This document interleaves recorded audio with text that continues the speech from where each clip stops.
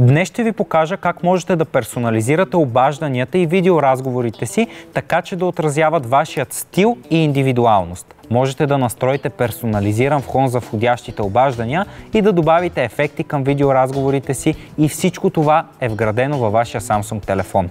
Първото, което направих, когато взех телефона си, беше да настроя специфичен фон на входящите обаждания. Просто защото е забавно. За да направите това, отворете приложението Phone, натиснете трите точки в горния десен ъгъл и изберете Settings, след което Call Background.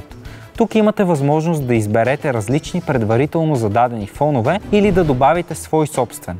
Например, ще добавя една известна котка, като избера Background, след което Gallery и избера видеото, което искам да използвам. Мога да добавя и звука на клипа с съответната опция. Друга полезна функция за мен е възможността да се добави фон за всички видеоразговори. Тук трябва да влезем в настройките на самия телефон, Advanced Features, Video Call Effects. С тази функция можете да добавите различни фонове или ефекти към вашите видеоразговори. Докато сте във видеоразговор, можете лесно да промените ефектите. Плъзнете пръст в горната част на екрана, намерете менюто за ефекти най-отгоре, натиснете и променете опциите. Има функция да не показвате други хора, ако те влизат в кадър. Това ви дава възможност да сте адаптивни в реално време, без да прекъсвате разговор.